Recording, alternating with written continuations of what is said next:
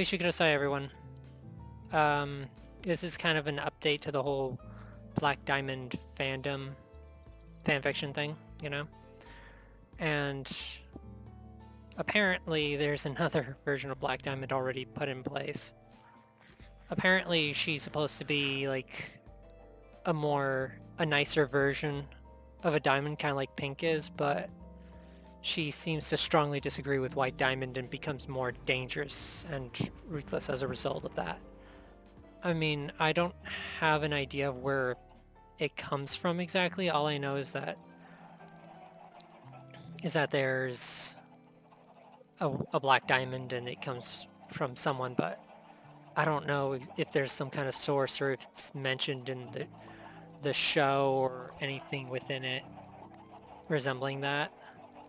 But, I'm still holding on to my own version of Black Diamond. The thing is, it sounds kind of similar to my Black Diamond, except in terms of like the whole ruthlessness that eventually consumes him, but it was more of like a prideful and dangerous similarity to White Diamond, And the whole idea was that he would be behind the corruption, of course. And it makes a lot of sense why the diamonds see other gems that are imperfect as beings that are disgusting, or same thing with corrupted gems. And it makes sense as to why all four of them were able to make a cure for it. Black Diamond caused it. Only the four diamonds themselves could actually heal other gems as a result. And the thing is that as much as it pains me, it's not really so bad, considering that it's a very small idea. I mean, I could expand on the whole Black Diamond concept. I got plenty of time, of course. But if there is to be a Black Diamond concept, it would require like a combination of the four diamonds. The thing is that the way I handled Black Diamond was based on extra characters, because I created 4 diamond characters that were gem sized, 2 for white, 1 for yellow, and 1 for blue, all males. And the cool thing about Spinel is that she's like the diamond for Pink. She chose someone who was fun, someone to play with, a playmate instead of an actual soldier. And the way it would work is that White Diamond would have 2, Alpha and Beta White. Yellow and Blue would have their own. And then Pink with Spinel. The thing is that they would be like their hands. Kind of like the whole Game of Thrones concept with the Hand of the King. They would serve as like a second in command, their confidants. They would be strong soldiers, very skilled in certain weapons and combat. They were resilient to some of the Diamond's powers, more so with the Diamond that they served. And they were somewhat autonomous. They were their own people, but they would serve the diamonds, and they would serve with absolute obedience. I mean, of course there's hesitation and such, but they would obey. And the way I created my White Diamond is that he was sent off into Earth to fight the Gem War. But he eventually sees the value of their corn and life and all that. Oh man, I love that joke. Oh no, but you can't. This corn is beautiful and we'll defend it, And that was like one of my favorite jokes on the show. But, oh shoot, I need my sword. Ah, dang it. Gosh, man, I hate when they pour like this. What else?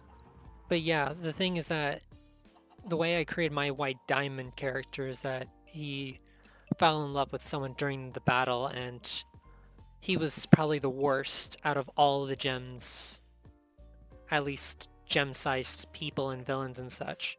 Because the thing is that he was an actual shatterer, because he was under orders by the diamonds, under White. And he was probably worse in terms of shattering and doing bad things compared to everyone else, and it would carry heavy weight on him when he would eventually join the Crystal Gems. But of course, it's too late to add someone like that. Of course, it's just a fanfiction character, but I mean, considering that he existed along with other ones, it would bring up the whole concept of fusing the diamonds and such.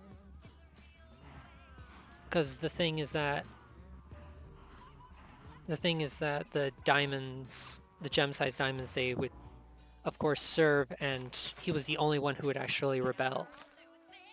And Beta White, he would also have a rivalry with his own brother because Alpha was so good. And the way it would work is like Thanos, Gamora, and Nebula. The whole one would always win, the other one would always lose, and they would eventually become more and more broken as a result, and you could see their scars and wounds as a result of that. I mean, I like the whole concept, and I thought it would be a great idea, considering that these characters would be brought to life, but, I mean, you know, it's just a thought. But the idea would be that all 4 gems would fuse. Alpha, something bad would happen to Alpha, and it would require the fusion of all of the gem-sized diamonds to fight off Black Diamond, because Black Diamond would be very powerful and even a match against all 4 of them. And considering that Steven's gone and he has more control of his powers, but he kind of wants to become more and more human, he would eventually take advantage of the fact that Pink is gone, and he would go after the diamonds himself. He would take all 3 of them and either force them together into a fusion or imprison them, and it would require Steven's help, but perhaps not. But anyways, the way I described him in the fanfiction is that he was the most well-rounded character. He was a combination of everyone, you know, he had the best of everyone, but the one thing that would divide him from everyone else is his mistrust with the crystal gems and his reputation for being a shatterer. Because the thing is that even as a gem in his own gem size, he was the best soldier out of everyone, and most likely the most powerful being other than the diamonds themselves, even to be a match for the other diamonds as well, except white, even against Lapis. But the thing, what am I trying to I'm trying to fuse. The way he would work is that he would join the crystal gems, of course, and he would just work with them as anyone else. I mean, he eventually notices the beauty of everything. He would be one of the few he would still not know who Pink Diamond was. He would think that she was dead because he was given orders to go after, but he would go after Rose Quartz and her rebellion because he was ordered to as revenge from, White and the other diamonds. Yes. But the thing is that he would eventually learn that there's more to it. And the thing is, I brought a character called Moonstone. I based off of a gem in Fate and other stuff. And the way Moonstone will work is that she had powers to control. She can manipulate moonlight. She was capable of creating illusions. I'm sorry, guys. I get pretty nervous, and it's like my thoughts get all jumbled up. Man. The way Moonstone would work is she could create illusions. She would be able to control moonlight, manipulate it so that it could be like a flat surface, to be able to walk on it or do things with it, other stuff. And she would use a sword and shield, along with invisibility. And he would meet her and he would fall in love with her, and that's why they fused. But another flaw between between Moon and Diamond, well, Diamond Dan for Daniel, it works. I like alliteration. But between the two, another thing that would divide the two is that the fact that they're fused out of fear because she's afraid, and other things, other concepts that I can't really go into. I haven't really developed it, but the only thing is like fear of everything. She's kind of like, ever since the corruption and the diamonds wiping out the gems and corrupting them and such, the thing is that she'd be too afraid to she'd be too afraid to unfuse, and their fusion would be a very rare instance.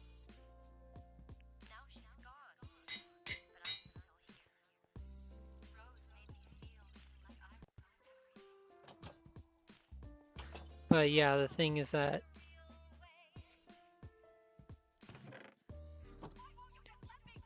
okay, right there. But yeah, that's how I created their relationship. I mean, it's kind of like yes, looting. I need that looting. The way I did it was like Garnet with the whole Ruby and Sapphire fusion. They fused because they enjoyed being together, you know? It's like, why don't you unfuse? Don't want to. It's like, and like she said, you know, it's like, what is it like to be a fusion? It's like, you've fused. Yeah, but how's it like to be permanently fused?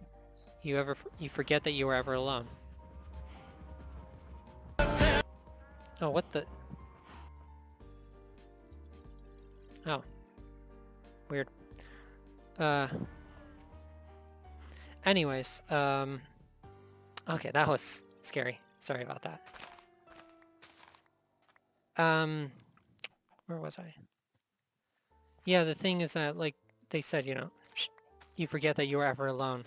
And the really cool thing I admired about the whole concept of fusion is it's like a physical form of marriage, you know? It's like the whole concept institution, the point behind it is that you both become one. And of course that's like a religious kind of thing, because the whole, but even then, you know, you don't have to be Christian to do that, but it kind of seems like a Christian concept with the whole, well, the way it's described and such, especially in our society. Of course, I mean, it doesn't have to be like that and all that. I mean, I'm not gonna go on some speech about marriage and stuff, but in terms of fusion, it's so amazing because the thing is that fusion is like the ultimate. I would say it's the ultimate connection between two people. It's like that's the whole point. It's a reflection of that concept, and that's why I was kind of concerned about the whole like marriage proposal. I mean, I liked how they did that and stuff, but it's like I knew it was going to be a no because we all know why we don't get married this quickly. Of course, there's that little part of you that says they probably would, considering the fact that they fused. And, you know, it's like, he's a diamond, he's a gem, and it's like, and she's smart, she can take care of herself. They can both work together and they're capable of anything.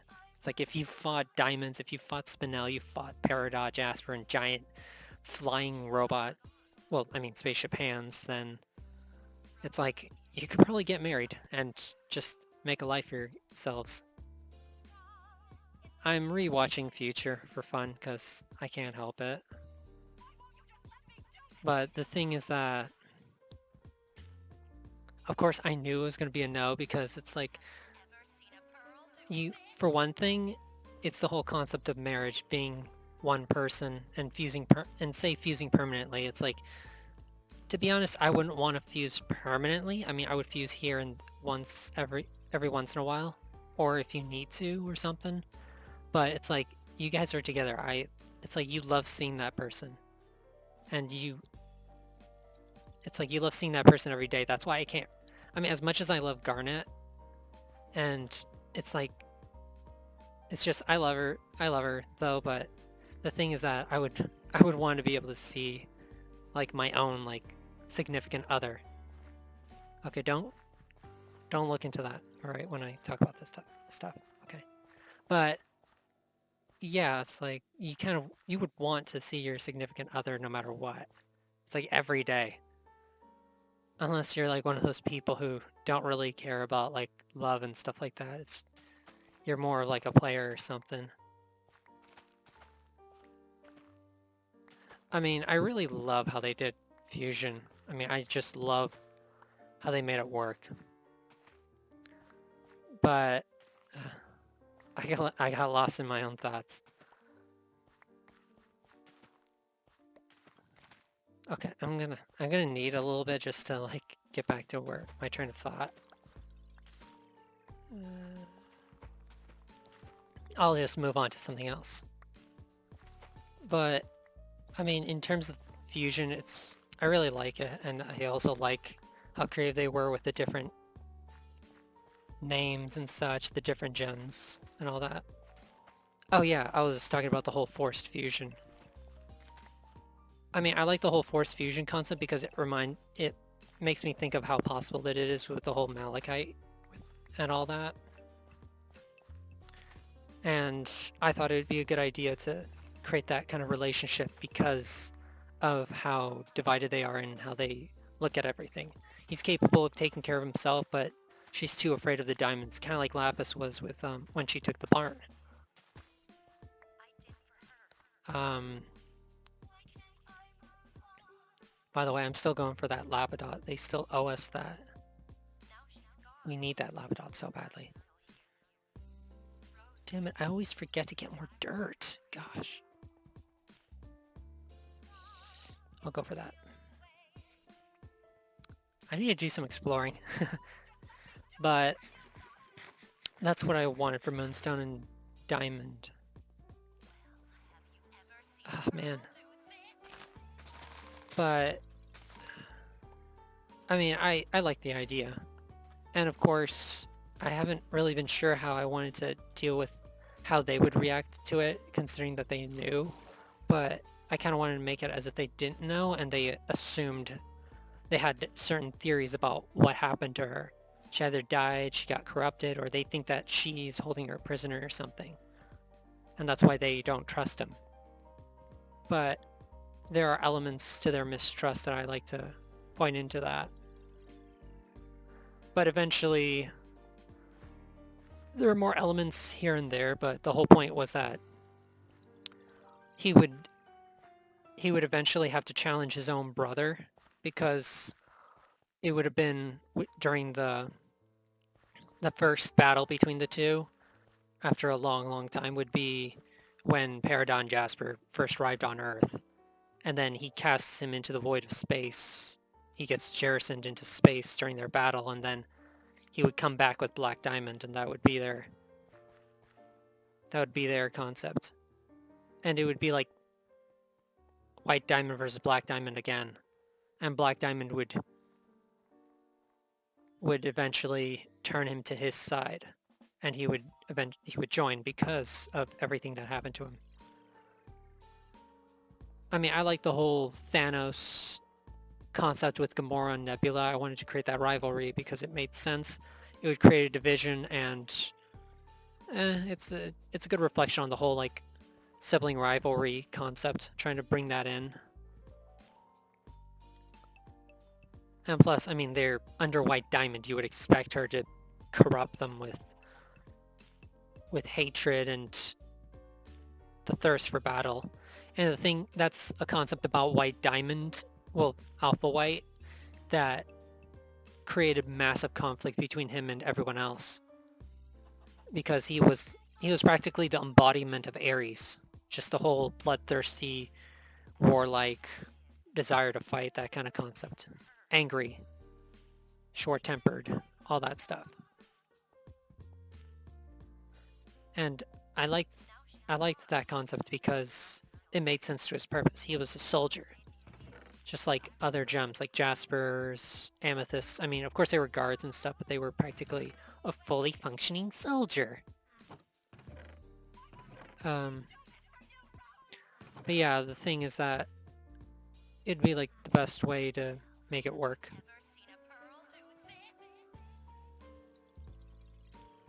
And the whole like diamonds, like creating society and manipulating it here and there, making buildings and stuff.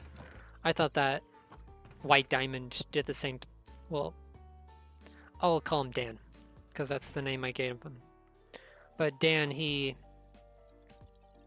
helped humanity move forward, trying to add stuff here and there, kind of like the whole apocalypse kind of concept, just or aliens, you know.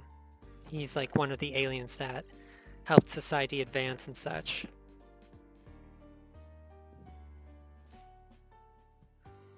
And I mean, it made sense. Plus, I kind of wanted to make him like rich and all, and it works in his favor that he became rich because he's lived there for thousands of years, manipulating everything to his favor.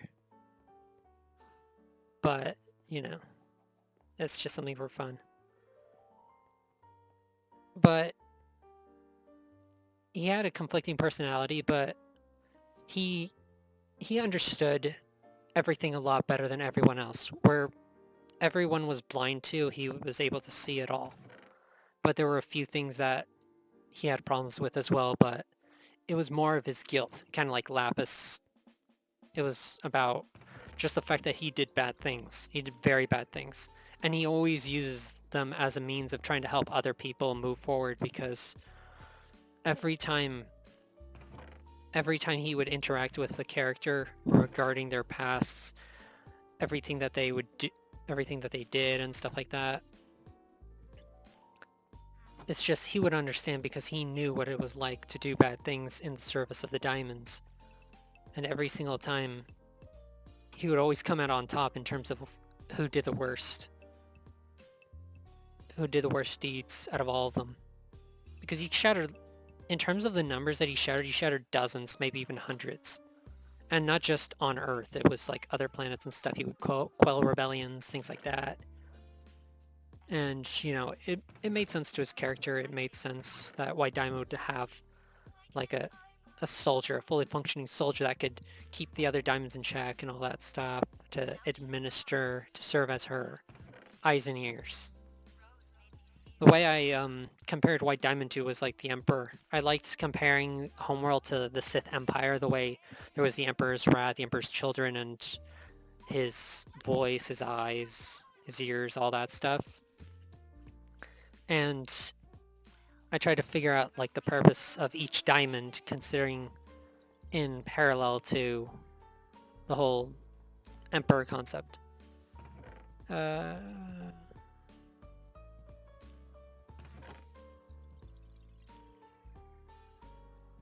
Yeah, but I wanted to do that. I wanted to try to create the similarities with them. So the way I saw it was that White Diamond was like the Emperor, because in the Old Republic, for those of you who've looked into the expanded universe, which is not canon anymore, but like I give a crap. The thing is that White Diamond, like the Emperor, stays behind, just does her own business. Because the Emperor usually, he was never seen, never heard from, except through his servants. Other than that, no one would hear a peep from him. And the Sith Council would just administer and such, and that's what Yellow Diamond was like. It's like White Diamond has never left her head in eons. That was a really cool concept too. So that's why I liked how Steven's trying to get her out of her head and stuff like that. And Yellow Diamond was like the Sith Council, making sure the armies were marching, making sure everything was working, while the Emperor just sat there working on his powers, advancing his knowledge, advancing his age, his power, all of that. And that's something I liked about Rise of Skywalker. It's one of the few things I liked, was the whole concept that the Emperor was alive because of his power. Because as much as it kills the whole sacrifice concept made by Darth Vader to save his son, the whole concept of a Sith is that these guys are so powerful. They are constantly passing on their knowledge across thousands of years. I mean, actually, I think it's like about thousands of years. But, I mean, I don't know. I would have to study the lore a little more. But, I mean, that's something I really, really loved about the whole concept of the rule of two. And White Diamond was practically the Emperor. Yellow Diamond was the Sith Council.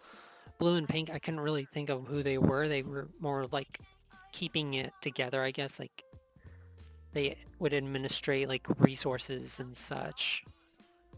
I'd say blue diamond's more like justice, and then pink is like the lower levels. That's how I would describe it. But I really enjoyed that.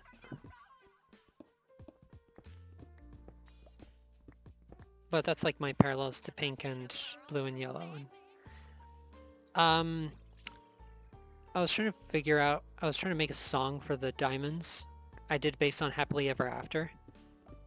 And I did it for each diamond based on what they did and such until they met Steven. But